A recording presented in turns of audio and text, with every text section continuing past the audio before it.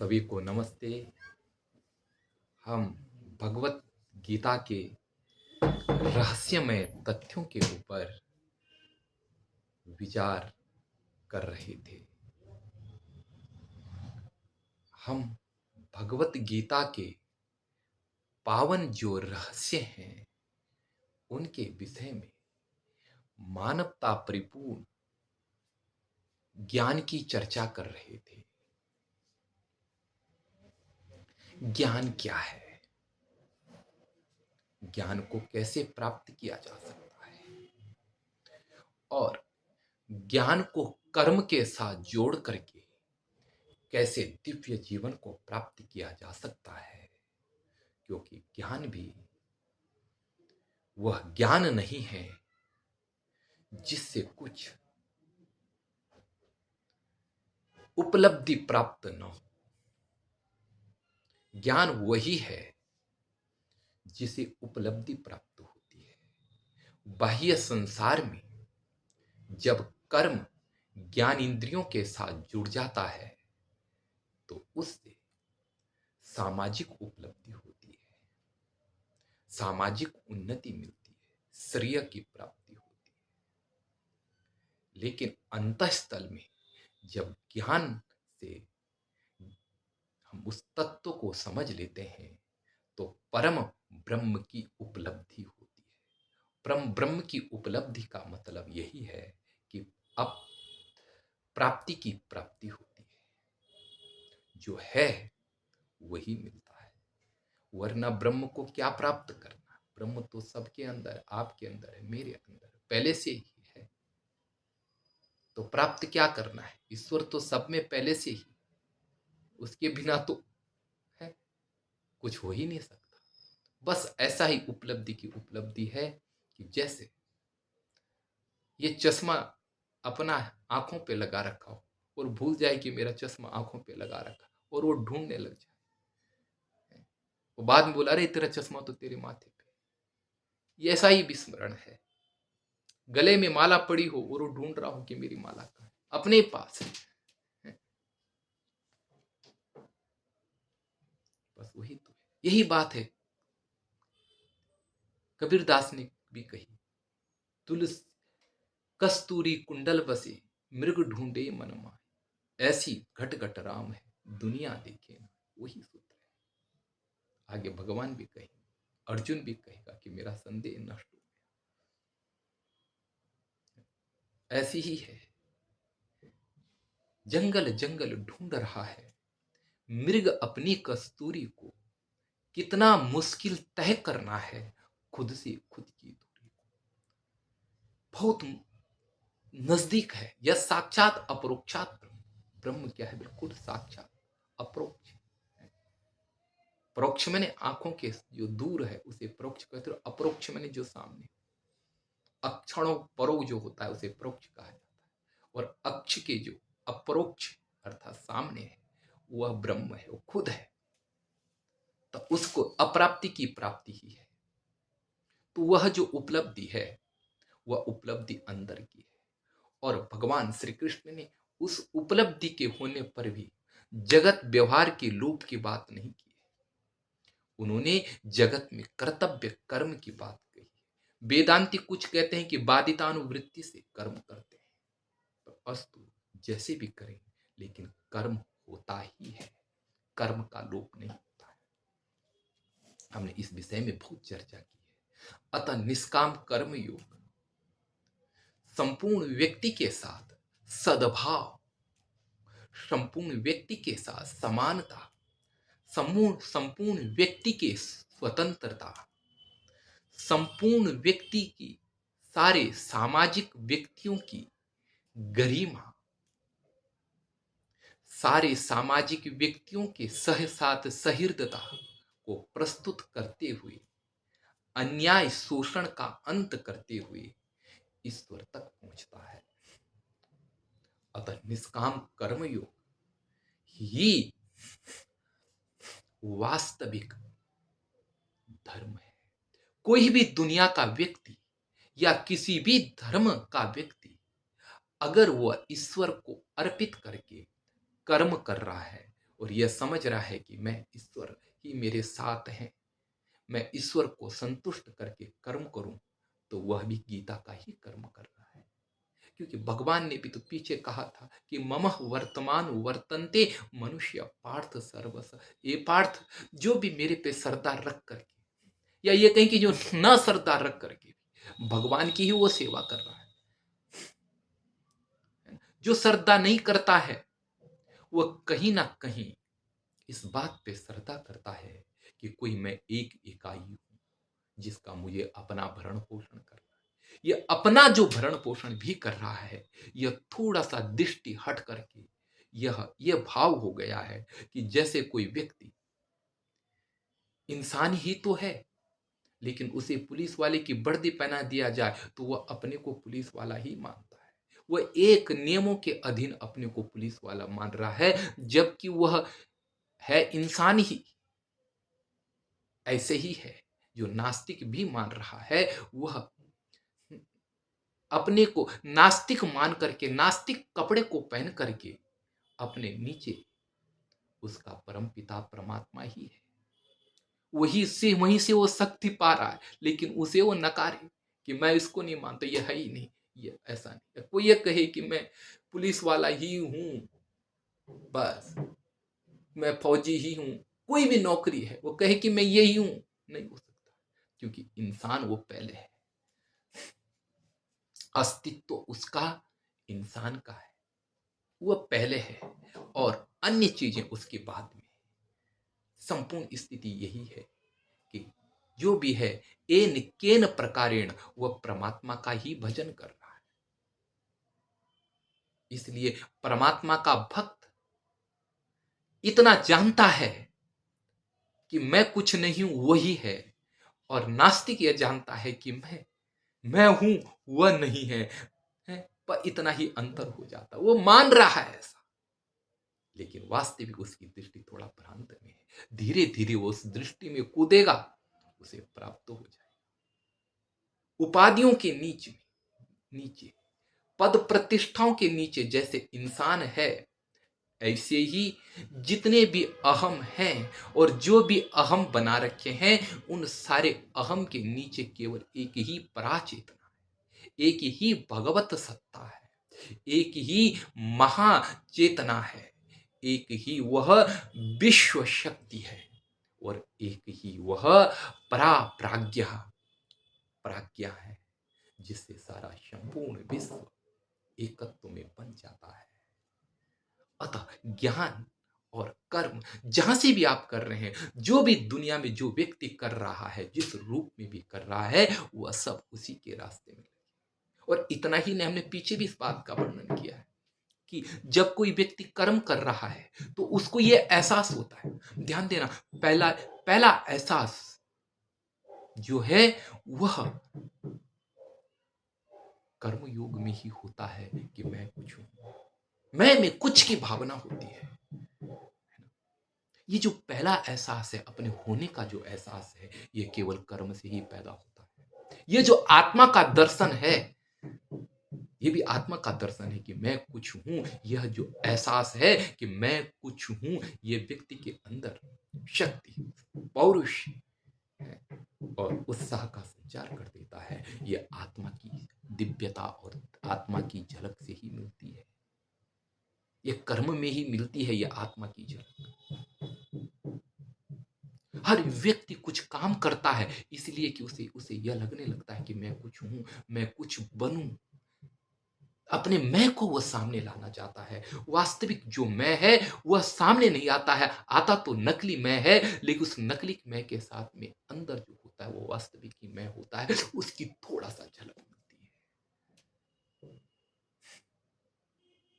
इसलिए दुनिया के सारे कर्म उसी परम सत्ता की अभिव्यक्ति है। अब आगे हम भगवत गीता के ऊपर जा रहे हैं। भगवत गीता में हम सबका वर्णन एक एक करके करेंगे और अब हम 18वें अध्याय के अंतिम विश्राम की ओर भी हैं, या आज या कल इसका विश्राम भी हो जाएगा। फिर भी हम भगवत गीता के पृष्ठभूमि नहीं, भगवत गीता की अग्र भूमिका, उसके ऊपर भी कहेंगे। हम अब गीता की एक अग्र भूमिका भी बनाएंगे। एक पृष्ठभूमिका है, उसे हम एक ही बना चुके हैं। पीछे बहुत हमने कहा है भगवत गीता के बारे में, गीता में नहीं कहा, गीता के बारे में कहा है, और आगे भी हम गीता के बारे में कहेंगे। पीछे जो हमने, वो हमने उपकर्म के विषय में कहा था, अब हम उपसंहार में भी भगवत गीता के आगे विचार करेंगे। तो अब हम यहाँ पर चल रहे हैं, यहाँ पर कह रहे हैं भगवान कि ये तो हमने कल देख लिया है कि यहाँ पर 40वें श्लोक में आकर के हमने सब कुछ ये देख लिया है कि ज्ञान है, कर्ता करण है, ज्ञाता ज्ञेय, ज्ञाता ज्ञेय, ज्ञान, इसकी हमने चर्चा कर दी है, कर्ता करण क्रिया चेष्टा, इनकी विषय में हमने सब चर्चा कर दी। तो अंतिम में यही सिद्ध हो रहा है कि आत्मा को केवल अकर्ता समझना है, प्रकृति स्वयं करता है। और अब पीछे भी आया है हर जगह, नियतम कुरु कर्म, प्रकृति सारा कर्म कर रही है। तो अब यहां पर यह प्रश्न पुनर्उपस्थित हो रहा है कि क्या ये जो इंसान है, इसका जो जीवन है, इसमें भी प्रकृति का कुछ रोल है? बोला हाँ, इंसान को ये प्रकृति अपने गुणों से सजा कर भेजती है और अपने गुणों से सजा करके रखती है। ये ध्यान देना, इंसान का जो जीवन है वह एक प्रकृति की अभिव्यक्ति भी है। प्रकृति के माध्यम से उसमें उसमें शौर्य भी पैदा होता है, और प्रकृति के माध्यम से उसमें दिव्य चेतना का प्रकाट्य भी होता है, और प्रकृति के माध्यम से उसमें निद्रा तंत्र आदि गुण भी आते हैं। हर व्यक्ति में ये गुण है, लेकिन इन गुणों की अलग अलग रूप में अभिव्यक्ति होती है, यह ध्यान देना है ना। हर व्यक्ति में ये गुण है। ये ब्राह्मण में है, ब्राह्मण का जो गुण है, ब्राह्मण में भी रजोगुण तमोगुण सतोगुण होगा, लेकिन उसमें क्या है, सतोगुण की अत्यधिक अभिव्यक्ति होगी, रजोगुण और तमोगुण गौण। क्षेत्रीय में रजोगुण की प्रधानता होगी और अन्य गुण गौण होंगे, और जो क्या है तृतीय वर्ग है, उसमें तमोगुण की अधिकता होगी, और एक शतोगुण और रजोगुण और सतोगुण गौण होंगे। इनसे ही सारा जीवन चल रहा है, सारा प्रकृति का कार्य चल रहा है। ध्यान देना, ये क्या करते हैं, प्रवृत्ति का निर्माण करते हैं। प्रवृत्ति का निर्माण से तात्पर्य यह है कि व्यक्ति की प्रवृत्ति बनती है।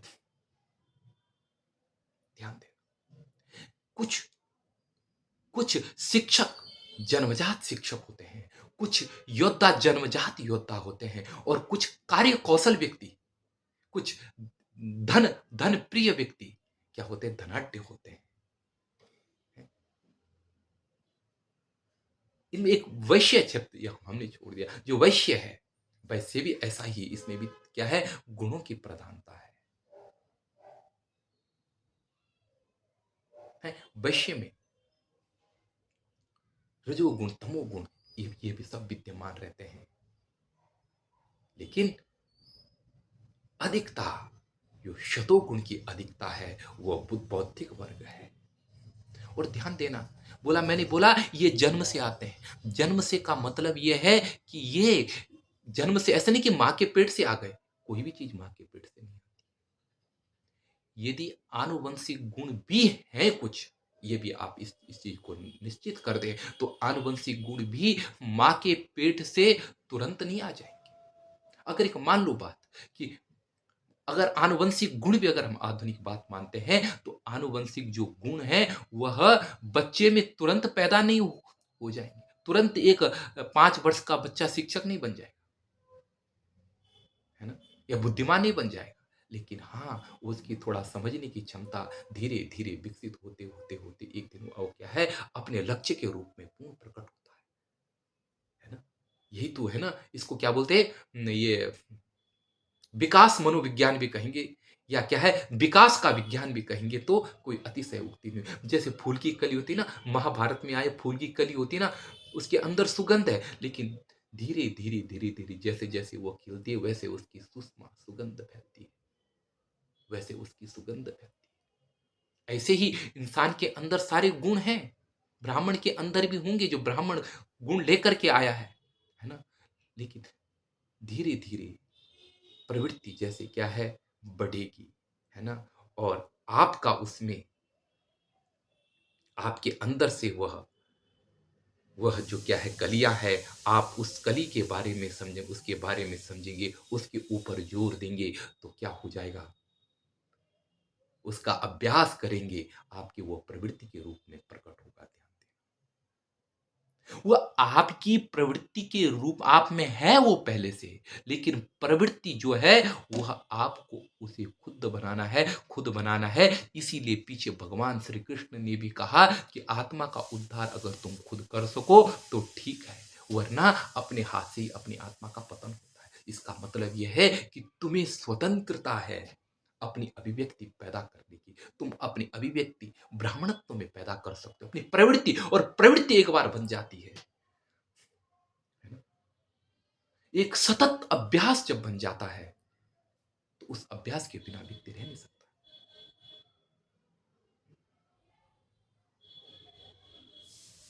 एक ऐसी प्रवृत्ति की सतत अभ्यासी प्रवृत्ति, मैंने ऐसे व्यक्तियों को देखा है अध्ययन करते हुए कि जो क्या है 16-16 घंटे पठन और पाठन का कार्य कर, खुद मैं हूं कि जो मैं क्या हूं 11-11 12-12 वर्ष जो 11-11 और 12-12 घंटे तक अध्ययन करता है और बड़ा मजा आता है। और कुछ लोग ऐसे हैं कि वो ये घंटे पढ़ते हैं उनको नींद आ जाती।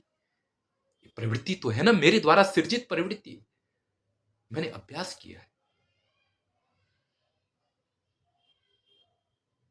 ऐसे ही जो क्या है गुण पहले से हों, लेकिन उन गुणों का जिसने जिस रूप में विकास कर दिया है वह उस वर्ग का है। इसलिए ब्राह्मण वर्ग का शैक्षिक जो शिक्षा, ऐसे शिक्षक नहीं जो पदों पर आ रखे ना जी, उनको शिक्षक, वो सब शिक्षक नहीं होंगे, वो सब ब्राह्मणत्व के कोटि में नहीं आएंगे। क्यों? क्योंकि आधा से ज्यादा वित्त के कारण, पैसे के कारण, लोभ के कारण क्या है, इस क्या है विद्या में प्रवृत्त है। उनका विद्या नहीं, विद्या से अतिरिक्त हेतु है, कारण है, वो जिनकी रुचि ही विद्या है। विद्या से कुछ नहीं चाहिए, विद्या ही चाहिए, ऐसा दृढ़ निश्चय वाला ब्राह्मण को कहने में कोई अतिशयोक्ति नहीं होगी। और उसके सृजन में मानव का गुण और प्रकृति का गुण दोनों ही विद्यमान होते हैं। मतलब बीज प्रकृति में है और बीज को वृक्ष बनाने की सामर्थ्य आपके परिश्रम में है। ये ध्यान रखना चाहिए। इसीलिए भगवान उनके लक्षणों को स्पष्ट करते हुए आप बता रहे हैं कि ब्राह्मण क्षत्रिय विषाम शूद्राणाम च परम तप कर्म कर्माणि प्रविवक्तानि स्वभाव प्रभवेर गुणे। स्वभाव प्रभवेर गुण, स्वभाव के कारण जो गुण है या स्वभाव से उत्पन्न होने वाले गुणों से, स्वाभाविक गुणों से, जो स्वभाव के गुण हैं उनके द्वारा ही ब्राह्मण क्षेत्रीय वैश्य विषाम और शूद्राणाम कर्म कर्माणि परविवक्तानि, इनके कर्मों का विभाग किया गया है। ब्राह्मणों के और क्षेत्रीय के जो भी कर्म है वह स्वभाव के कारण ही उनका विभाग किया गया है। इसलिए भगवान ने वहां कहा ना, कहा यहाँ पर स्पष्ट हो जाता है, भगवान ने कहा कि तस्य कर्ता मपि मां, उसका कर्ता तो मैं हूं, है ना। कर्ता इसलिए है कि प्रकृति क्या है, ईश्वर के अधीन है, इसलिए भगवान क्या है, कर्ता है। लेकिन उनमें जो कार्य कर रहा है वह सब कौन कर रही है, प्रकृति कर रही है। तो ये सब प्रकृति के गुण हैं। और वहां पर भगवान ने ये भी कहा है, ये भी ध्यान रखना चाहिए, क्योंकि गीता का ऐसा नहीं कि नमाम कर्माणि लिम्पन्ति न मे कर्म फले स्प्रिय इति माम यो विजानाति कर्म फिर न सबध्यते। मुझे कर्म लिप्त नहीं होते हैं। नमाम कर्माणि लिम्पन्ति न मे कर्म फले स्प्रिय, और न मुझे कर्म फल की स्प्रिया है। इस प्रकार जो मुझे जानता है वह कर्म कर्म बंधन में नहीं बंधेगा। अर्थात इस प्रकार परमात्मा को जान करके जो कर्म करेगा वह कर्म बंधन में नहीं बंधेगा। इन कर्मों को भी अगर आप इस प्रकार से कर रहे हैं तो आप क्या है, महाज्ञानी। चलो आगे चलते हैं। तो ये तो बता दिया है। देखो, इतना ही नहीं, थोड़ा महाभारत में भी आ रखा है। महाभारत में लिखा गया है कि स्वधर्मे वर्तमानानाम अर्थ सिद्धि प्रदृश्यते, तदेव मंगलम लोकम सर्व सम अनुवर्तते। कितना दिव्यता है इस कर्मयोग की। बोला स्वधर्मी वर्तमानानाम, अपनी प्रवृत्ति के अनुसार अगर अनुसरण करोगे तो अर्थ सिद्धि प्रदृश्यते, तो अर्थ की सिद्धि होती है। कुछ मिलेगा तुम्हें अगर अपने कर्म के अनुसार तुम, जग का कल्याण भी हो रहा, अपना कल्याण भी हो रहा है। अर्थ सिद्धि, यह लौकिक सिद्धि भी और परलौकिक सिद्धि भी दोनों ही हो रही है। अगर ब्राह्मण अपने कर्तव्य को सही ढंग से निभा रहा है, सही शिक्षा दे रहा है, सही मूल्यों का प्रचार कर रहा है। ध्यान देना, भारत में धर्मशास्त्र जो है वह क्या है, उनके लिए निर्धारित है व्यक्ति इन गुणों से जो युक्त होगा वह व्यक्ति क्या है, शास्त्रों का प्रचार करेगा, फैलाएगा, अपने आचार के माध्यम से फैलाएगा। ध्यान देना, कर्मों का वर्णन किया जा रहा है, कैसे पहचाने उसे, कर्म बता रहे हैं। कर्म के माध्यम से, कर्म ही यहां लक्षण है, उनके माध्यम से उसको पकड़ना है ब्राह्मण। तो शास्त्रों के जो शास्त्र हैं, शास्त्र इनके अधीन है। ये शास्त्रों को जीवंत बनाकर, शास्त्रों के मूल्यों को महानतम प्रकट करके देश और समाज को एकत्व में जोड़ के रखते हैं। इसीलिए भगवान यहाँ पर कह रहे हैं कि उनके कर्मों का विभाग बता रहे हैं। और बताया क्या कि इससे बताया अर्थ सिद्धि प्रदर्शित, इससे अर्थ की सिद्धि होती है। तवेव मंगलम लोक, यह सब लोक के लिए, संसार के लिए मंगल है। और सर्व सम अनुवर्तते, और सब इसका अनुवर्तन करते हैं। जो श्रेष्ठ लोग करते हैं, लोगों को अच्छा लगा, लोग वैसे ही होने की कोशिश करते हैं और वैसी ही प्रवृत्ति बनाकर उनके पीछे लग जाते हैं और जग मंगल होता है। ऐसा नहीं कि नाचने गाने वालों को मंचों के ऊपर आज भी बहुत दुष्प्रवृत्ति फैल चुकी है।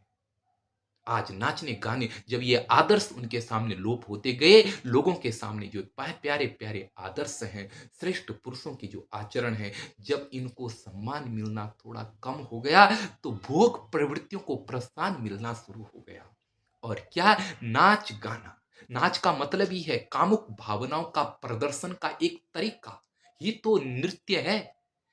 मांसपेशियों का काम, मांसपेशियों से अपनी कामुक भावना, अपना क्या है, जो अपनी मादा के प्रति आकृष्ट होने का एक तरीका, मादा को आकृष्ट करने का तरीका, यही तो नृत्य है, चाहे उसे कोई कुछ कहे, है यही। और आज तो गीतों के माध्यम से, कभी तो गीतों में थोड़ा सा वो था कि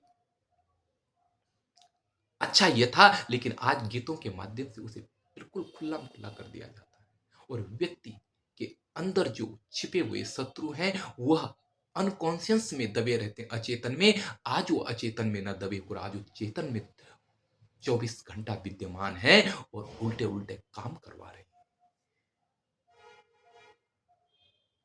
ध्यान देना, ये ऊपर आ चुके हैं, ये नीचे दबे हुए रहे तो बढ़िया है, इतना बुरा नहीं होता है। लेकिन जब ये क्या है, ऊपर विद्यमान रहते हैं, तो जो कंट्रोल करने वाला मस्तिष्क है, वह जब कभी थोड़ा सा इधर उधर हो गया, तो अर्ध चेतन में तो पहले से आए रहते हैं और उल्टा सुल्टा करवा देते हैं। इसीलिए ये अगर नीचे ही चले जाएं और इनको बदल करके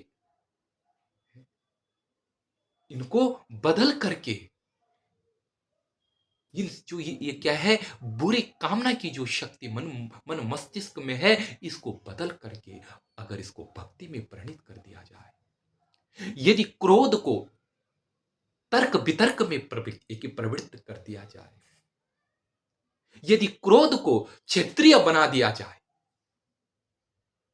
यदि प्रतिशोध को देशभक्ति बना दिया जाए दूसरे देश की, तो मानव का उत्थान है। लेकिन इनको अगर पशु के जैसे उच्चट बना दिया जाए, तो मानवता गड्ढे में जाती है, लेकिन सामाजिक पतन भी होता है। एक बच्चे के अंदर ये फिल्मी गाने या कोई भी गाना, डांस गाने की दृढ़ भावना भर दिया जाए, तो यह उसको क्या है, पढ़ने में रस नहीं आएगा। नृत्य गान, इन चीजों में रस आएगा और विपरीत लिंगी को आकृष्ट करने के लिए वह अनेक संकल्प बना करके अपना मस्तिष्क को खराब करेगा। पुस्तक हाथ में होगी, लेकिन पढ़ भी रहा होगा, ओठ भी बोल रहे होंगे, लेकिन चिंतन किसी विपरीत लिंग का होगा। ऐसे स्थिति में न तो समाज का भला हो सकता है, न उस व्यक्ति का खुद का भला हो सकता है। इसीलिए ये जो क्या है, ये निष्कामता से तात्पर्य यह है कि मानवता के श्रेष्ठतम गुणों को प्रकट करो, बढ़ाओ। इनमें सारी शक्ति का अंतर्भाव हो जाता है। जो भी आपकी बुरी शक्ति भी शरीर के अंदर है ना, उनका अंतर्भाव वे अपनी बुराई को छोड़ करके शक्ति से रहित होकर के दिव्यता के साथ मिलकर के उसको प्रफुल्लित करेंगे।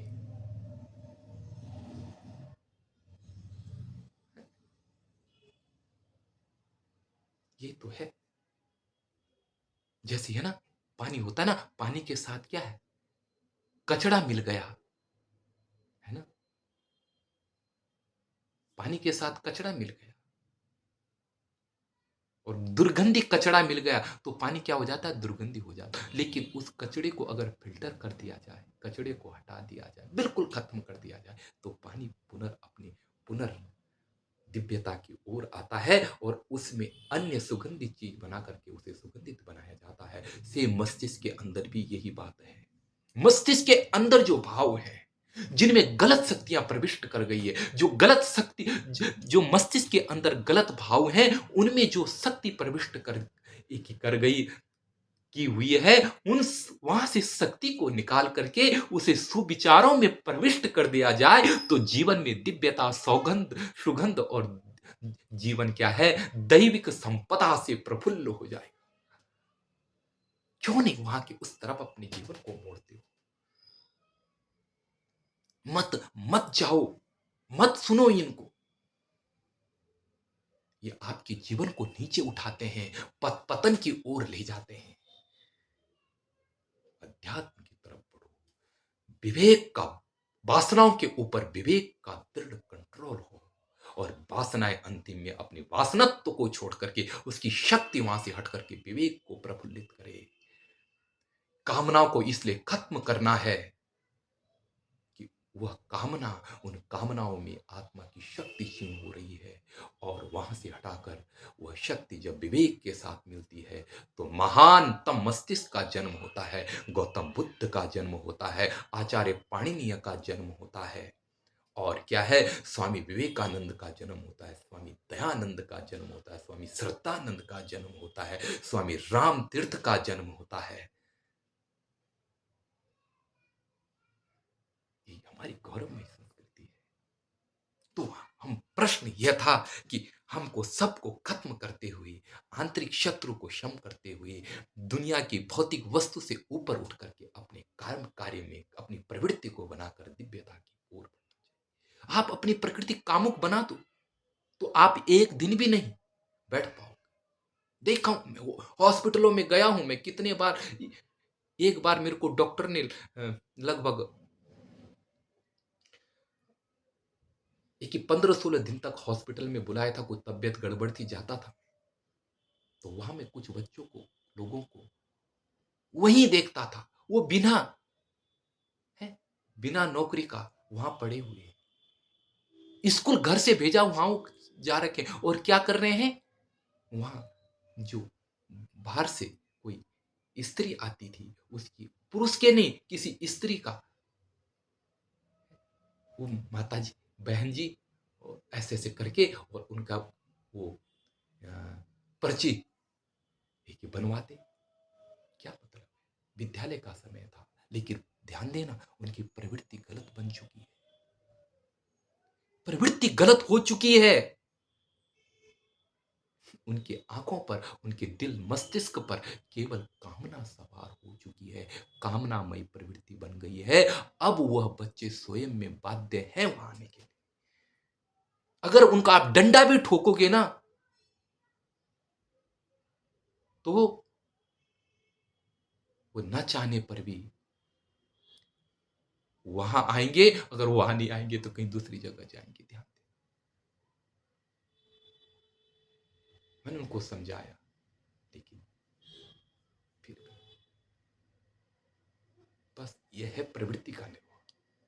यह सत्य घटना है, बहुत पहले की है। तो ये चीजें होती है, प्रवृत्ति में आ गई तो व्यक्ति अपने लिए बाध्य हो जाता है।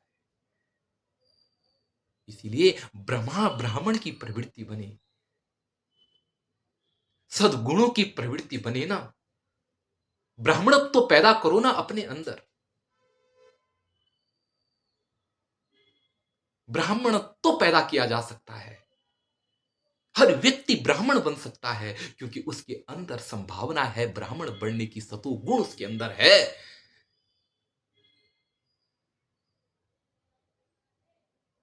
वो भी प्रकृति से ही सृजित है। और जो ये गुण है, ये गुण क्या है? चलायमान है। लेकिन इन गुणों को जब एक ये गुण हम दृढ़ इसको प्रवृत्ति में बना देते हैं, तब वो स्वभाव का रूप ले लेते हैं। आगे भगवान कहते हैं, अब ब्राह्मण का गुण बता रहे हैं। शमो दमस तपः शौचम क्षंति राजवमेव च ज्ञान विज्ञान मास्तिक्यम ब्रह्म कर्म स्वभाव। पहला है शम। शम का अर्थ है मन की शांति, मन के ऊपर नियंत्रण। और मन के बाद नियंत्रण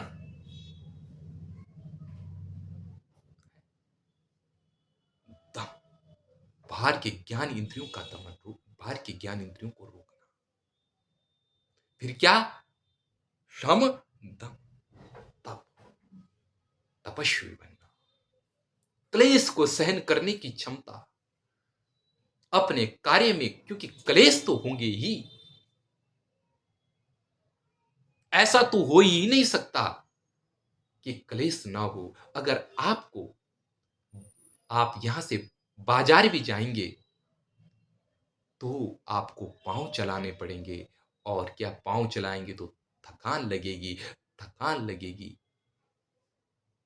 तो ऐसा नहीं कि छोड़ दो, अब जाऊंगा ही नहीं, बाजार बहुत दूर है। नहीं, जाओ, सहन करो उसको, थकान को, और आगे बढ़ो।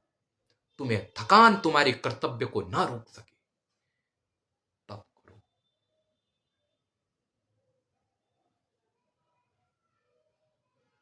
तब। और शुद्धता, अपना शुद्ध रखो, अपने अंतकरण को भी शुद्ध रखो, शरीर को भी शुद्ध रखो, अपना अपना घर परिवार आंगन शुद्ध रखने वाला ध्यान देना, जिसके मन के ऊपर कंट्रोल, अपने मन को रोक के रख, अपने मन जिसके बस में है, अपनी ज्ञान इंद्रियां जिसके बस में है, और क्या है, जो सहनशील है, तपस्वी है, कर्म में जो है, कर्म कितना क्लिष्ट होने पर भी जो कर्म से विचलित नहीं होता, तपस्वी, तप वाला, शौचम है, सुचिर भाव कर्मो वा शौच, शुचि, पवित्र, पवित्र, अपना परिवार को, अपने अपने शरीर को, अपने अंतःकरण को, अपने मन बुद्धि है, और क्या, शरीर, अपना परिवार, अर्थ शुद्धि है, अर्थ शुद्धि, गृह शुद्धि, कार्य शुद्धि, वाक शुद्धि, ये संपूर्ण शुद्धता वाला व्यक्ति,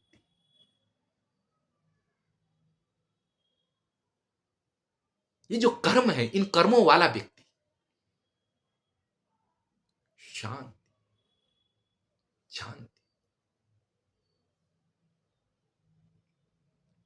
क्रोध, जो क्रोध के प्रति क्रोध नहीं करता, क्रोध पर नियंत्रण रखने वाला व्यक्ति, दूसरे के द्वारा दबाने पर भी जिसका मन विचलित न हो, जिसका मन दूसरे के द्वारा कितने भी क्रोध के पत्थर फेंके जाएं, क्रोध की गोली चलाई जाए, क्रोध की गोली कहे तो वाक वाणी की गोली, क्रोध के द्वारा कितनी भी गोली चलाए जाए, लेकिन जिसका मन पर विवेक का कवच लगा हुआ है,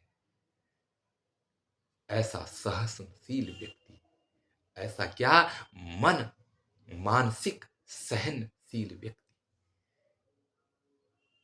अपने हाथ को नहीं उठाता, अपनी वाणी को नहीं उठाता, असहज नहीं होता। जहां तुमने दूसरे के क्रोध को के प्रति गुस्सा, किसी ने गुस्सा किया और तुमने भी गुस्सा किया, तो उसका गुस्सा संक्रामित होकर के तुम पे आ गया, और तुम क्या है, फिर उसके गुस्से के विषाणु के अधीन होकर के उसका व्यक्तित्व तो खत्म करोगे, अपना व्यक्तित्व भी खत्म करोगे। ये संक्रामक रोग है गुस्सा, इससे बचो। होगा तो तुम्हें भी होगा, लेकिन तुम्हें न हो, इसलिए तुम्हें शांत रखना। तो क्या है, शांति, आर्जव, सरलता।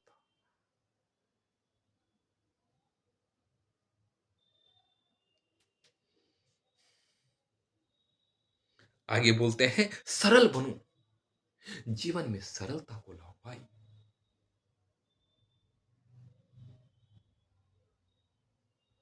तुम प्रकृति के यंत्र मत बनो। तुम्हें प्रकृति बाध्य कर रही है और तुम उसके यंत्र बन रहे हो, उसके पुर्जे बन रहे हो। नहीं, तुम स्वाधीन रहो, सरल रहो। तुम्हें कहीं यार मैं भी बहुत सुंदर बन जाऊं, खूब एक एक क्रीम पाउडर लगा करके जाओगे, अंतिम शाम समय तुम शाम को वैसे ही आओगे। क्या मिला? कुछ नहीं। सब ऐसे ही जाते हैं, लेकिन मिलता कुछ भी नहीं। तो एक चीज जरूर मिल जाती, तनाव और टेंशन मिल जाती है। अरे वो कितना सुंदर है, ले कल के दिन तू भी ऐसा ही जाएगा और सुंदर बन करके, और फिर क्या, जलन। मत मत पढ़ो, अपना सहज शांत सरल वेश उत्तम है। सहजता जीवन में रखो, सरलता जीवन में रखो। वास्तविक सरलता ही सबसे बड़ी महानता है। मन से सरल रहो, तन से सरल रहो। सरलता जीवन को बहुत महान बना देती है, और अहंकारता इंसान का पतन करा देती है। ज्ञान, ये ध्यान रखो, ये मुख्य गुण है ब्राह्मण का। ज्ञान किसका गुण है? प्रकृति का गुण ही बताया है। ज्ञानवान रहो। विज्ञान, ज्ञान के बाद जो अनुभव हो रहा है, जो शास्त्रों से तुमने पढ़ा वो ज्ञान है, और उस ज्ञान में जो तुम्हारे मन और बुद्धि ने नव सिद्धांतों को प्रस्तुत किया वो विज्ञान है। ज्ञान और विज्ञान वाला, ज्ञान और अनुभव से युक्त, और क्या, आस्तिक्यम, आस्तिक बुद्धि वाला, परमात्मा पर दृढ़ भक्ति, दृढ़ विश्वास, ये परमात्मा है, इस प्रकार का दृढ़ विश्वास रखने वाला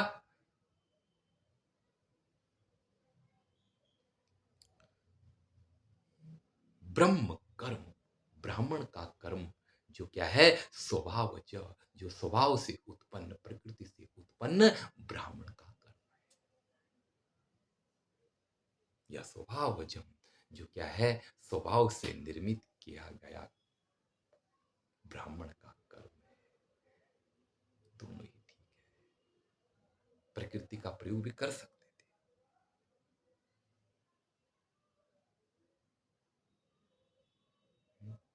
लेकिन क्या है, स्वभाव, क्योंकि प्रकृति के साथ ध्यान देना, स्वभाव प्रकृति का वाची भी है, लेकिन स्वभाव स्वस्य भाव, अपना स्वरूप, निर्मित कृत्रिम भी हो सकता है, बनाया भी जा सकता है। ऐसा मेरा, लोक में भी नहीं बोलते ना कि ऐसा मेरा स्वभाव है, मतलब मेरा स्वभाव ही क्या है, पढ़ने का है, मैंने अर्थात पढ़ते पढ़ते मैंने इस स्वभाव को अर्जित किया है, परिश्रम से अर्जित किया है, ऐसा भी अर्थ करते हैं, पर प्रकृति ज्यादातर लिया जाता है। आगे बोलते हैं, शौर्यम तेजो धृतिर दाक्षम युद्ध चाप्य चाप्य पलायन, शौर्य, सूरता, वीरता, ये तो ब्राह्मण के बताए गए ऊपर कर। अब बताते हैं, शौर्य, सूरता, वीरता है,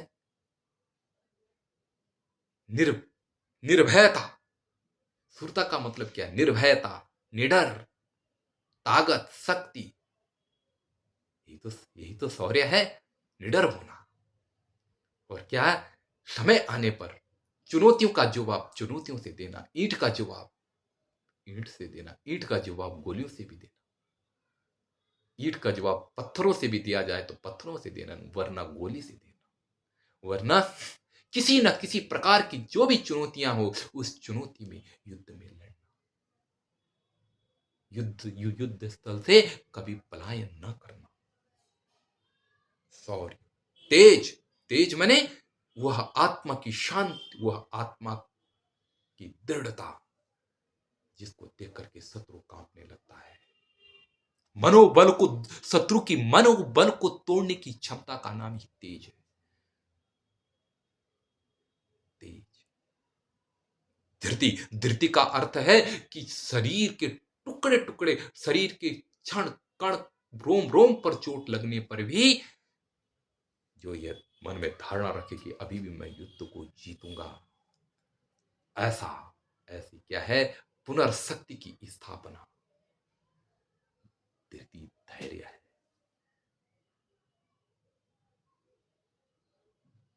दक्षम, दक्षता, कौशलता,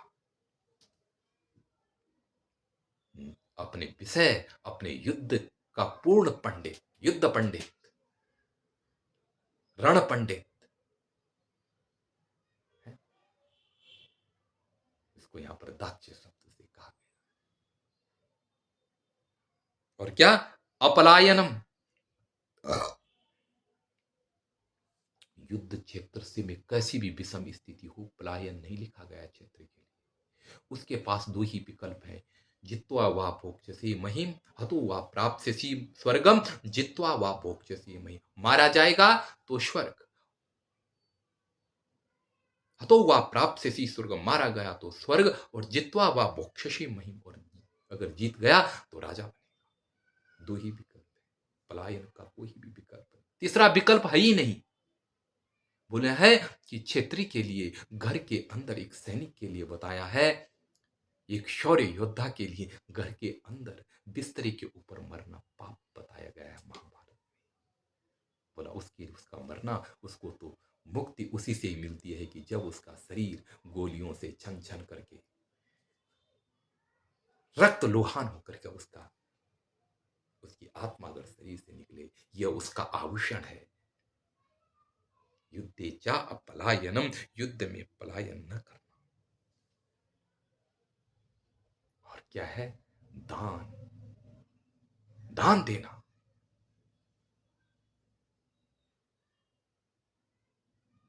और ईश्वर भावश्च, ध्यान देना, ये तो क्या है, ये जो ऊपर की बात आई, ये तो क्या है, सामान्य क्षेत्र के लिए है। लेकिन दान और ईश्वर भावश्च, दान और ईश्वर भाव माने स्वामित्व भाव, यह राजा का है।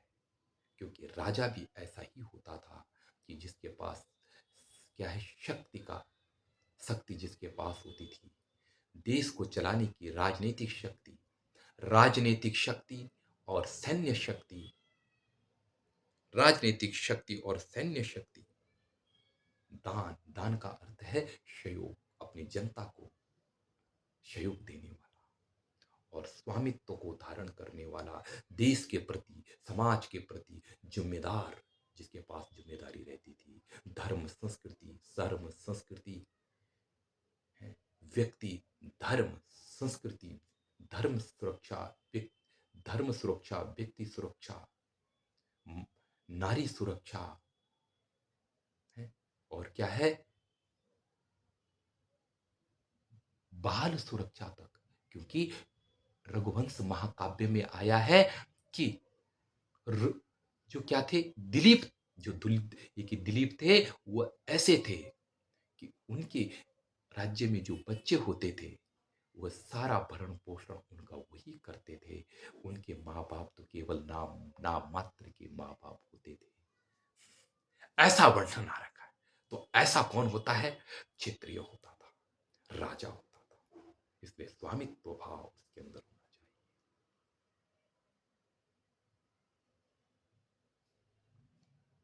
ये क्या है? छात्र कर्म, ये क्षेत्रीय के स्वभाव से उत्पन्न क्षेत्रीय के कर्म है। ये प्रकृति से उत्पन्न क्षेत्रीय के कर्म है, या अभ्यास से क्षेत्रीय के कर्म है। दोनों ही ठीक है। ये स्वभाव से भी है और अभ्यास से भी है, प्रकृति से भी और अभ्यास से भी है। प्रकृति में हो और अभ्यास ना हो, बेकार हो जाए। और अगर क्या है, प्रकृति में अव्यक्त स्थिति में, अव्यक्त स्थिति का मतलब यह है कि प्रकृति में अगर क्या है, सतोगुण की मात्रा कम हो और अगर क्या है, तमोगुण की मात्रा ज्यादा हो, है ना, और कोई ब्राह्मण बनना चाहता है, सतोगुण की मात्रा कम हो और तमोगुण की ज्यादा हो, अगर वो ब्राह्मण बनना चाहता है, अभ्यास करे, तो हो सकता है कि उसके अभ्यास के कारण प्रकृति के उस प्रफुल्लता, प्रकृति के वो प्रफुल्ल गुण पैदा हो जाए। क्योंकि प्रकृति तो हमारे साथ अहरनिश 24 घंटा है, परिवर्तन उसमें होते हैं, उसे प्रवृत्ति बना। तो बस वही बात है जो अभी पीछे बताया है। कृषि गौरक्ष, कृषि करना, कृषि करना वैश्य का काम। भूमि का मालिक वैश्य था। और इसको लोग कहते हैं, सामान्य जनता में भी इसको बांट देते हैं। दो वर्ग थे, एक सैन्य वर्ग था, एक क्या था, क्षेत्रीय वर्ग था, सैनिक वर्ग था, और तीसरा जो वर्ग था वो सामान्य वर्ग था। सब इसमें आते थे, जो कृषि करने वाले थे, सामान्य जनता, ज्यादा से ज्यादा वर्ग इसी में आता था। बाद में क्या है, ये हो सकता है कि बाद में लोगों ने क्या है, इसको थोड़ा सा कम करके और क्या है, ब्राह्मणत्व और क्षेत्रीयत्व वर्ग में ज्यादा घुस गए हो, क्योंकि ये पूज्य वर्ग थे, अभी बताएंगे हम इसमें। लेकिन वैश्य वर्ग के लोग ज्यादा थे और आज भी हैं। और क्या थे? गौरक्ष, पशु रक्ष। गौरक्ष का मतलब यह है, अब गौ क्या है, एक साधन है एक जीविका चलाने का। और गौरक्ष का मतलब यह है कि वह क्या दुग्ध उत्पादन भी कर रहा है, उसके पास दुग्ध का उद्योग भी है। दुग्ध का उद्योग है उसके पास। गौरक्षा का मतलब यह है कि गौ से संबंधित जो भी चीजें हैं, सब उसके पास था। इसका मतलब यह है कि ये सब उसी में आते हैं कि जो क्या है, पूंजी का उत्पादन करने वाले कल कारखानों के भी ये सब मालिक थे। ये सब क्या है, हमारे उसमें सांकेतिक शब्द होते हैं, सब उनके हाथ में था।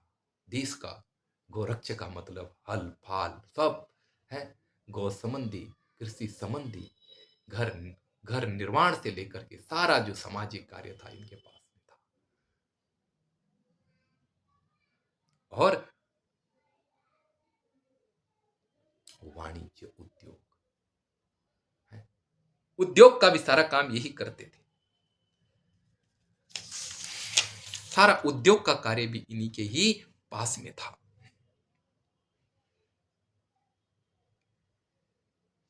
आगे कहते हैं कि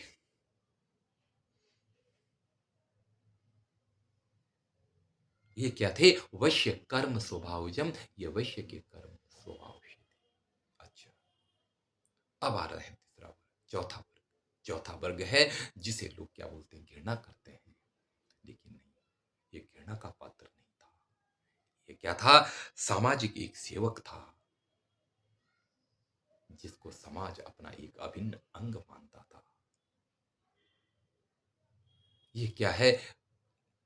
परिस्थितियों के कारण कुछ पीछे छूट गया है, वरना इसका इतिहास भी बहुत व्यापक रहा होगा। है? तो अब बताते हैं, परिचर्यात्मकम कर्म शूद्रस्यापि स्वभाव। सेवा का जो कर्म है, यह शूद्र का क्या था? प्राकृतिक गुण था, सेवा करना और सेवा से अपनी जीविका को चलाना। अब ये चीजें हैं, इसमें पहला स्थान शिक्षा का था, और शिक्षा के पास पूज्यत्व भाव था, इसलिए भारतीय संस्कृति जीवित रही। आज उल्टा हो गया है, शिक्षा के ऊपर से पूज्यत्व भाव हट करके जो तीसरा वर्ग है, वाणिज्य के ऊपर पूज्यत्व भाव केंद्रित हो गया।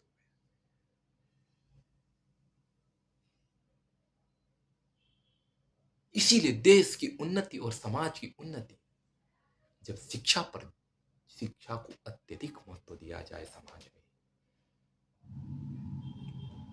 और क्या देश की सुरक्षा और राजनीति जो है, इनको दूसरा स्थान था, राजनीति को दूसरा स्थान था, शिक्षक का पहला स्थान था, और तीसरे स्थान पर सामाजिक लोग थे जिन्हें वैश्य कहा जाता था, जो कृषि का व्यापार और उद्योग चलाते थे।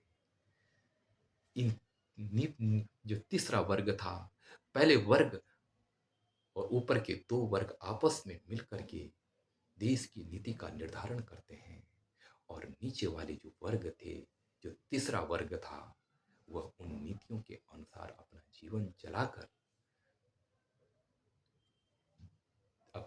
चलाकर देश की शांति और क्या है, देश की अखंडता में अपना योगदान प्रस्तुत करते थे, अपनी संपत्ति का उन्हें देते थे। इनके माध्यम से ये स्तर जीवित था।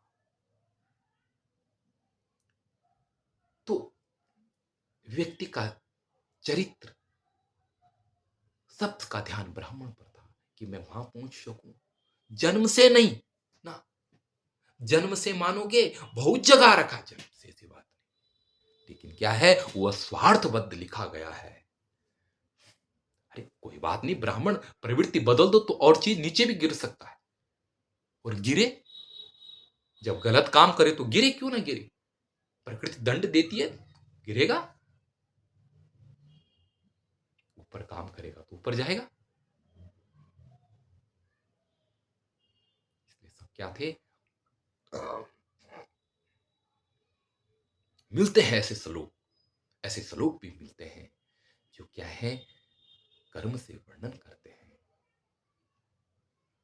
महाभारत में तो यहां तक आया है कि ना कोई वर्णों में कोई भेद नहीं था, सब पहले ब्रह्म से उत्पन्न होने के कारण ब्राह्मण थे, और कर्म फिर वर्णताम गता, कर्म के द्वारा वो वर्ण का जन्म हुआ, तो ऊपर नीचे के वर्ण हुए। ब्राह्मण था, ब्राह्मण जब क्या है स्वार्थ में फंसने लगा, थोड़ा नीचे स्तर पर आया, आक्रमण भार से हुआ, उसने हथियार अपनाए, सुरक्षा हुई, ब्राह्मण बन गया। साथ साथ में कृषि का धंधा भी चलता गया, कृषि के कार्य में अत्यधिक डूब गए, पठन पाठन दूर हो गया, तो वैश्य बन गया, और उससे भी दूर होकर के अपने स्तर को गिराता गया तो नीचे आ है वो, और अब ऊपर जाना है तो उसी स्तर के माध्यम से ऊपर भी वो जा सकता है, ऐसा भी वर्णन है। तो क्यों ना हम उस तथ्य को अपनाएं जिससे सार्वभौमिक हेतु हो। क्यों हम उस छोटे विचार के ऊपर कूदें कि मैं जन्म से हूं तो मैं ब्राह्मण, किसी का नहीं। कोई किसी के व्यक्तित्व को लोप नहीं, किसी के व्यक्तित्व को जो आगे बढ़ाता हुआ महान है, जो किसी के व्यक्तित्व को नीचे गिराने की सोचता है वो घटिया आदमी है।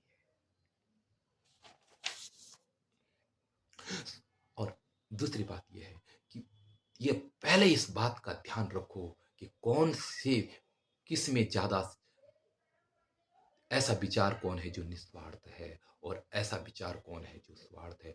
जो स्वार्थ पूर्वक लिखा गया वो एक वर्ग के लिए लिखा गया होगा, और जो निस्वार्थ पूर्वक लिखा वो सबके लिए लिखा गया होगा। बस ये ध्यान है। ऋषि कभी स्वार्थी नहीं हो सकते, भगवान श्री कृष्ण कभी स्वार्थी नहीं हो सकते, और यदि स्वार्थी है तो इंसान से गिरा हुआ आदमी होगा जो अत्यधिक स्वार्थी होगा। हमारे ऋषि महान थे,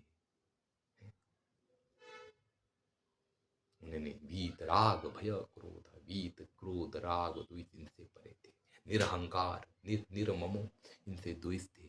वो अपनी बुद्धि का स्वार्थ में बांध करके ऐसी बातें कैसे लिखते। अस्तु, अब क्या करना है, ये तो कर्म है, करते जाओ, कोई बात।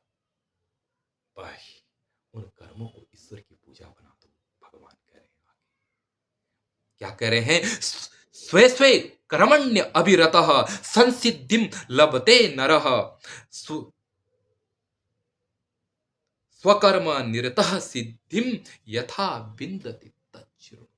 भगवान बोल रहे हैं, स्वे स्वे कर्मण्य अभिरतः, अपने कर्म में रत होकर के, अपने कर्म में लगे हुए होकर के संसिद्धि लभते नर, मनुष्य संसिद्धि को प्राप्त हो जाता है, अर्थात परमात्मा प्रदत्त मुक्ति को प्राप्त हो जाता है।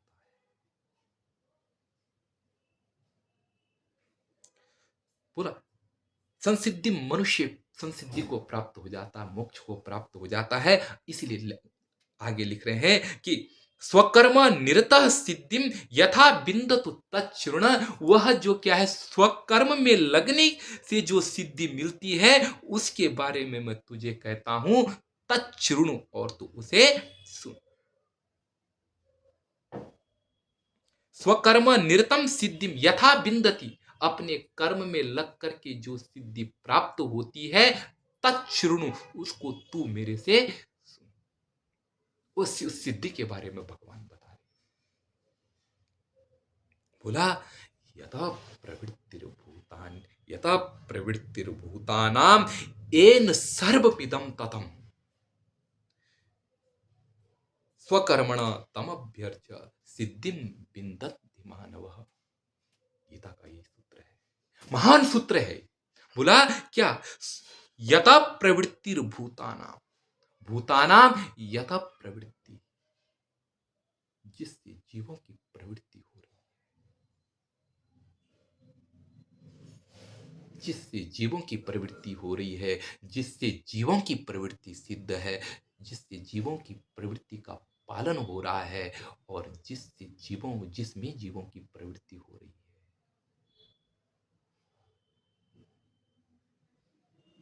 जिससे जीव उत्पन्न हो रहे हुए हैं, जिसमें जीव स्थित हैं, और जिसमें जीवों का पालन पोषण हो रहा है, और ये न सर्वमिदं ततम, और जिसके द्वारा वह सब व्याप्त है।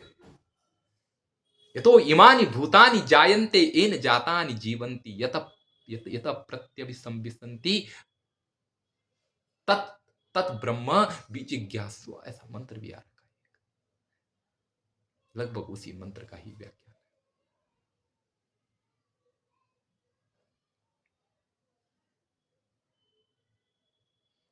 जिससे जीवों की प्रवृत्ति हो रही, जिससे जीवों की प्रवृत्ति स्थिर, जिसमें जीवों की प्रवृत्ति स्थिर है, और जिससे क्या है जीवों की प्रवृत्ति, जिसके द्वारा जीवों की प्रवृत्ति हो रही है, ऐसा अर्थ करते मधुसूदन सरस्वतीकार ने किया है ना? लेकिन जिसके द्वारा निष्काम प्रवृत्ति हो रही है, जिससे यह प्रवृत्ति हो रही है, जिससे यह प्रवृत्ति आरंभ हो रही है, कर्म प्रवृत्ति आरंभ हो रही है, वो परमात्मा। और एन सर्वमिदं ततम् मया दक्षिण प्रकृति सूयते सचराचरम, जिसके अध्यक्ष से प्रकृति काम कर, रजोगुण तमोगुण सतोगुण। ध्यान देना, गुण तो यही है ना, रजोगुण तमोगुण सतोगुण यही तो है। लेकिन इतना संसार में इतना होने पर भी ये अनेकता कैसे, ये जगत वैचित्र्य कैसे है? तो भगवान की प्रवृत्ति के कारण है। ध्यान देना, आज आज भी इलेक्ट्रॉन न्यूट्रॉन प्रोटॉन है। अब यही क्या है, सारे चीजों का उत्पादन कर रहे हैं, है ना? और रासायनिक क्रिया मानते हैं उसे, पर रासायनिक क्रिया भी कभी बिना चेतन के नहीं हो सकती। कोई ऐसा चेतन है कि जिसके अधीन होकर के ये सब क्या हो रही है, रासायनिक क्रिया भी हो रही है, वहां भी ये नियम मानना पड़ता है। ना माने लेकिन समझना पड़ेगा। तो जिससे क्या है, यह जग, जिससे ये प्रवृत्ति पैदा हो रही है, कहा ना भगवान ने पीछे कि मैं, मेरे से ही ये क्या चातुर्वर्ण पैदा हुई है।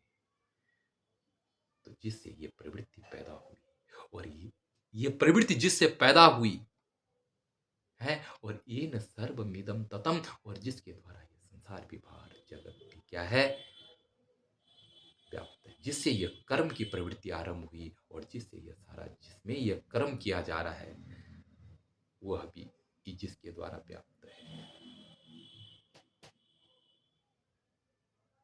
स्वकर्मणा तमभ्यर्च, उस परमात्मा को अपने कर्मों को पुष्प बनाकर उसे अर्पण कर दो।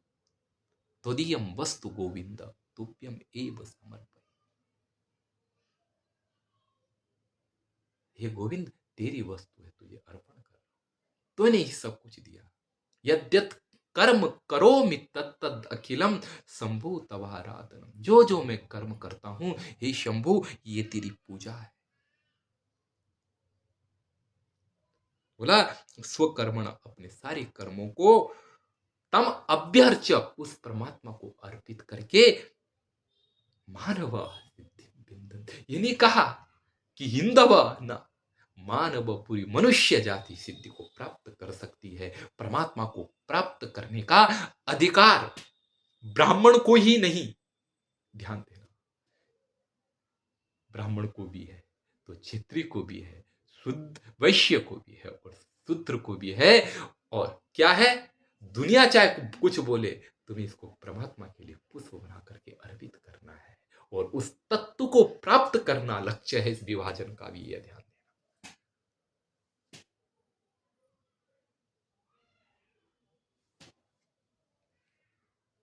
आगे बोलते हैं, आगे भगवान कहते हैं क्या, कि ये मत करना कि अपना कर्म को छोड़ दो, अपनी प्रवृत्ति को छोड़ दो, टाइम लगेगा तुझे प्रवृत्ति को बनाने में बहुत। एक बार प्रवृत्ति बन जाती है, उस प्रवृत्ति से छूटना फिर बहुत टाइम लगता है, और छूट भी गई तो अंदर वही बारंबार। मैं एक ऐसे व्यक्ति को देखा हूं कि जो पहले शिकारी था, वो शिकार खेलता था, लेकिन बाद में उसने शिकार मारना छोड़ दिया और साधक बन गया।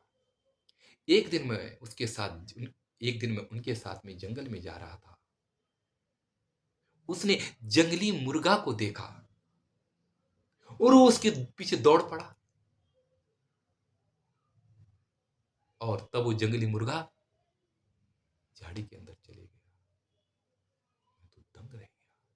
मैंने कहा, ये तो अभी बहुत बड़ा भक्त बन रहा है, लेकिन शिकारी इसके अंदर अभी भी जीवित है, प्रवृत्ति नहीं जाती। प्रवृत्ति एक फौजी है, फौज से रिटायर होकर घर में आया और उनके यहाँ एक संत आए और उसको भोजन देने के लिए जैसे आ रहा था और किसी ने कहा अटेंशन, उसने थाली में बिल्कुल खड़ा। अब तो नहीं है ना फौजी, लेकिन क्या अंदर जो स्वभाव है वो नहीं मरता है। अंदर का फौजी बुढ़ापे तक जीवित रहता है। प्रवृत्ति बन गई है ना, और इससे हानि भी है।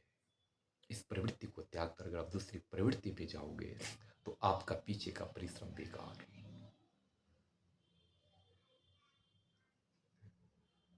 इसी में आगे बढ़ो, कल्याण तुम्हारा इसी में।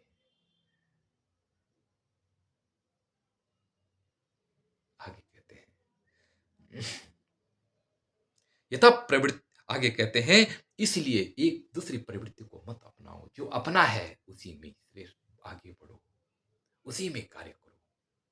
भगवान कहते हैं कार्य को नहीं बदलना है कभी भी हो, कार्य के तरीके को बदल दो।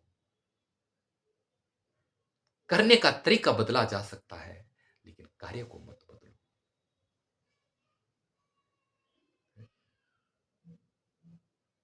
उसको क्या है दूसरे तरीके से किया जाए। लक्ष्य को मत बदलो, तरीके बदले जा सकते हैं।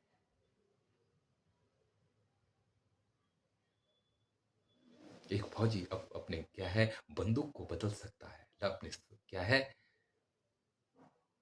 एक फौजी एक सैनिक अपने हथियारों को बदल दो अपनी सुरक्षा को मजबूत करने के लिए। लेकिन फौजी बनकर अपने अपने क्या है दुकानदार बन जाए तो उसके लिए थोड़ा सा स्तर थोड़ा घटने का ही है ना। श्रेयान स्वधर्मो विगुण परधर्मा स्वनुष्ठितात् स्वभाव नियतम कर्म कुर्वन्नाप्नोति किल विषम। भगवान बोल रहे हैं, बोलते हैं परधर्मा स्वनुष्ठितात्, दूसरे के धर्म को अच्छी तरह से अनुष्ठान कर लेने पर, कर लेने से विगुण स्वधर्म श्रेयान, दूसरे के धर्म को अच्छी तरह से जान लेने पर भी अपना विगुण अपना घटिया धर्म भी महान होता है। अपना पिता चाहे कितना भी कैसा हो लेकिन अपना बाप ही होता है। ये ध्यान रखो, तुम्हारा कर्तव्य तुम्हारी परंपरा का दिया हुआ है, तुम्हारे स्वभाव से नियत है। 50 अच्छे लग जाओ, 50 अच्छी लग रही हो चीज उसके अनुसार अपने अपना निर्धारण मत करो। अपने निर्धारण किसी के अनुसार नहीं करना है। तुम जो हो वो अच्छे हो और जिसमें हो उसी में ही अच्छे हो, उसे अच्छी तरह से करो।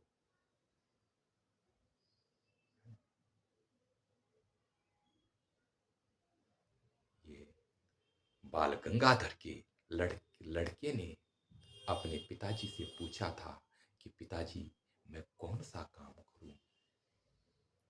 तो बाल गंगाधर तिलक ने अपने पुत्र के लिए पत्र लिखा था और उसमें लिखा था कि बेटा तू अगर जूते बेचने का काम भी करेगा तो उसको इस तरीके से करना कि उस एरिया में कोई ऐसा जूता बना ही ना सके।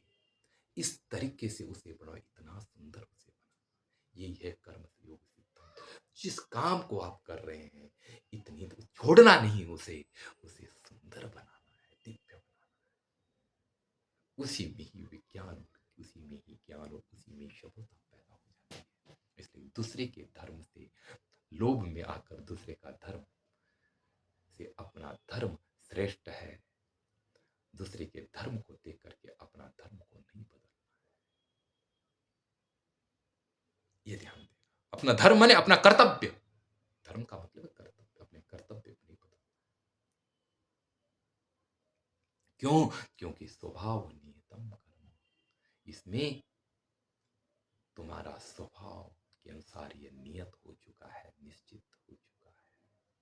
स्वभाव नियतम कर्म कुर्वन्, अगर स्वभाव से जो नियत किया गया कर्म है उसको करते हुए भी नैवम पापम, नैवम स्वभाव नियतम कर्म कुर्वन् न आपनोति किल्बिषम, न किल्बिषम आपनोति, जो तुम्हारा स्वभाव से नियत किया गया, शास्त्र से निश्चित किया गया कर्म अगर उसको करोगे तो तुम किल्बिष पाप को प्राप्त नहीं होगे अर्जुन। तुम्हारा क्षेत्र धर्म है जो तुम्हारे स्वभाव से तुम्हें नियत किया गया, शास्त्र के द्वारा तुम्हें निश्चित बताया गया है, समाज के द्वारा तुम्हें प्रदत्त है, उसमें अगर हत्या भी अगर तुम शत्रु को भी मारोगे तो तुम पाप नहीं कर रहे हो, तुम अपने लिए नहीं, तुम समाज में जो क्या है विजातीय तत्व दुष्कृति को फैलाने वाले उनको मार रहे हो, तुम सामाजिक उत्थान के लिए योगदान कर रहे हो। क्योंकि शत्रु के रहने पर प्रतिबंधक रहेगा और प्रतिबंधक ही वह होता है जिससे क्या है मानवता उन्नति नहीं पाती।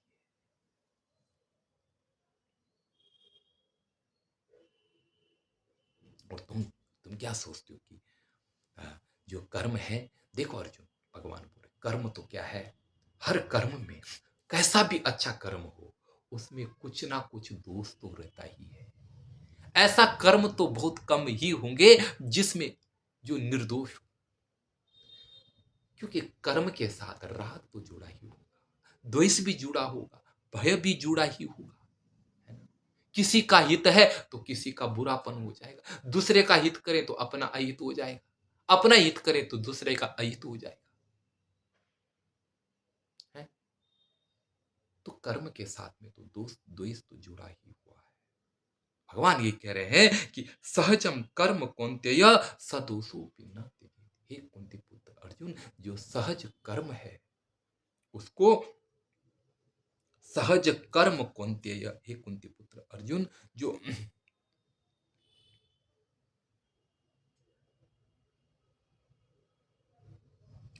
क्या है सहज कर्म है, जो सह जायते, जो साथ साथ पैदा हुआ है, जो तेरे स्वभाव के साथ पैदा हुआ है, जो प्रकृति के अनुसार तुझे मिला हुआ है, वह कर्म हे कुंती पुत्र सदोष, दोष होने पर भी न त्यजेत, उसे त्यागना नहीं। दोष होगा, मारेगी, हत्या होगा ना, मरेंगे लोग, लेकिन छोड़ना नहीं है, क्योंकि तू उसी काम के लिए निर्धारित किया गया। तेरा भाग जाने का मतलब युद्ध स्थल से एक सैनिक का भाग जाने का मतलब, सीमा से सैनिक का भाग जाने का मतलब अपना देश को हरा देना। अगर तू युद्ध स्थल से भाग गया तो धर्म की पराजय हो जाएगी और अधर्म जीत जाएगा। इसलिए दोष युक्त होने, हत्या होने पर भी तुझे युद्ध स्थल से नहीं भागना है।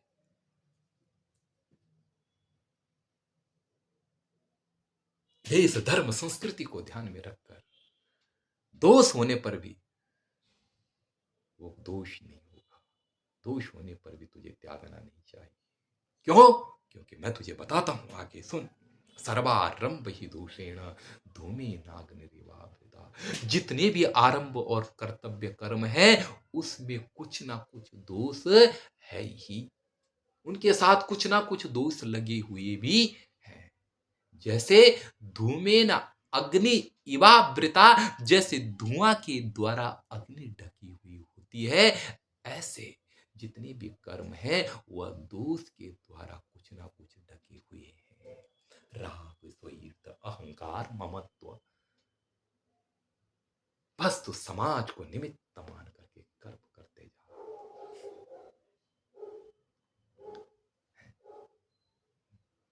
निमित्त मानकर, तब जो पाप लगेगा, वो जो युद्ध जो दोष है वो तेरा नहीं है, वो क्या है, तेरा जो कर्म का दोष वो तुझे लिप्त नहीं होगा, क्योंकि तू अपने कर्तव्य को लेकर रहा है। ये पहले से ही निर्धारित है कि जो गलत करेगा उसे दंड मिलेगा, तू किसी को दंड नहीं दे रहा है, तो किसी को नहीं मार रहा, उसी की बुराई उसको खुद मरा रही है जिसे तू मार रहा है। ये समझ, बस यही है दंड का विधान। इसलिए अर्जुन ये ध्यान रख, क्या कि असक्त बुद्धि सर्वत्र जितात्मा विगति स्प्रिय नैष्कर्य सिद्धिम परमाम संन्यासेनाधिगच्छति।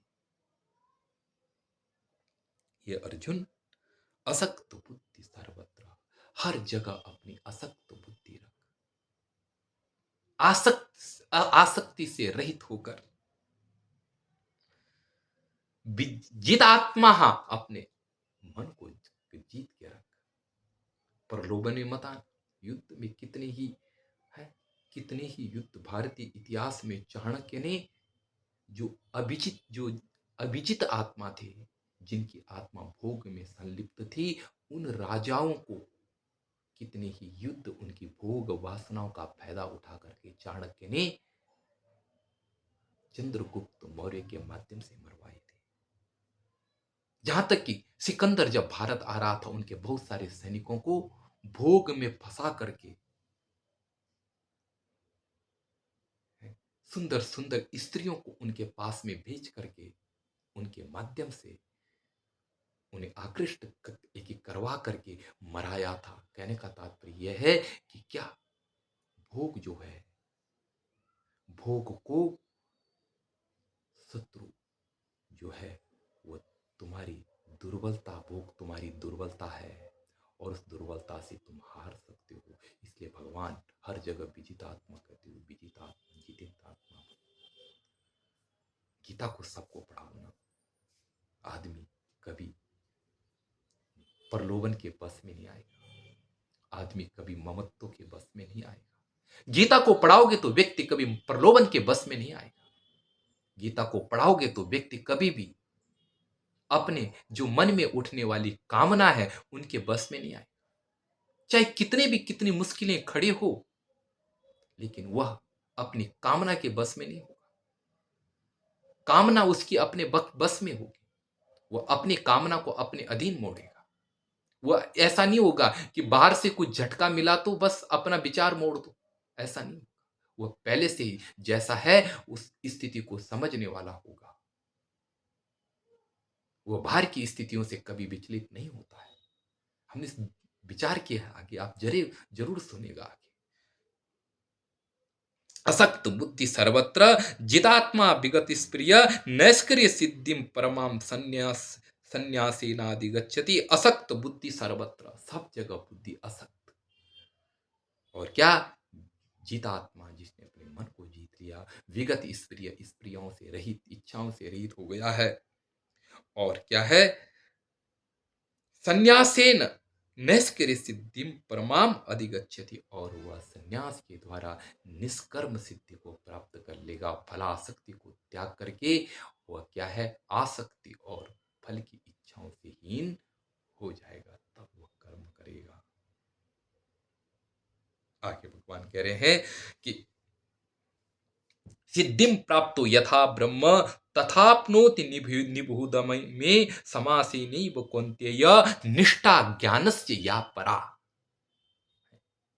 भगवान बोल रहे हैं कि सिद्धिम प्राप्तो यथा ब्रह्म,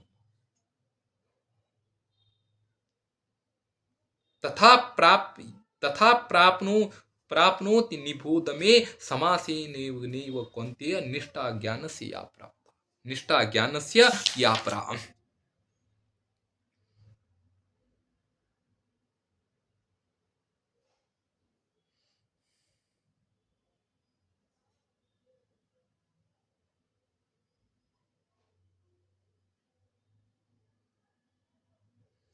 बोलते हैं कि सिद्धिम यथा प्राप्त, सिद्धिम यथा प्राप्त तथा ब्रह्माप्नोति, आपनोति निबोध में समासेनैव कौन्तेय निष्ठा ज्ञान से या परा। भगवान कह रहे हैं कि हे अर्जुन, सिद्धिम प्राप्तो यथा ब्रह्म, जिसने ब्रह्म की सिद्धि को प्राप्त कर लिया है, समासेनैव कौन्तेय, हे कौन्तेय, मैं संक्षेप से तुझे सिद्धि जिस प्रकार ब्रह्म ब्रह्म की सिद्धि जिस प्रकार प्राप्त होती है उसको उसको कहूंगा। निबोध में उसको तू मेरे से सुन। जो ज्ञान की क्या है, पराकाष्ठा है। ज्ञान की जो क्या है, अविचल काष्ठा है। ज्ञान की जो पराकाष्ठा है।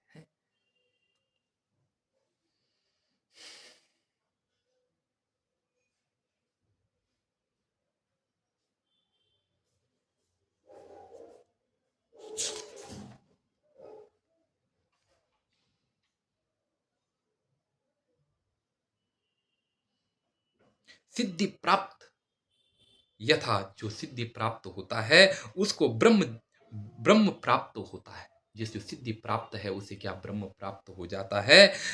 उसको मैं संक्षेप से तुझे कहूंगा। जो ज्ञान की निष्ठा की, जो ज्ञान निष्ठा की परा अवस्था है। अब यहां पर क्या भगवान फिर क्या है, आगे कहने लगे कि विभक्त, अब पीछे से जो अनेक जो चर्चा है वही बारंबार आ रही है, लेकिन थोड़ा तरीकों को बदल करके आ रही है। विभक्त देश, विभक्त से विलब्ध्वासी यत वाक काय मानस ध्यान योग परो नित्यम वैराग्यम समुपाश्रित।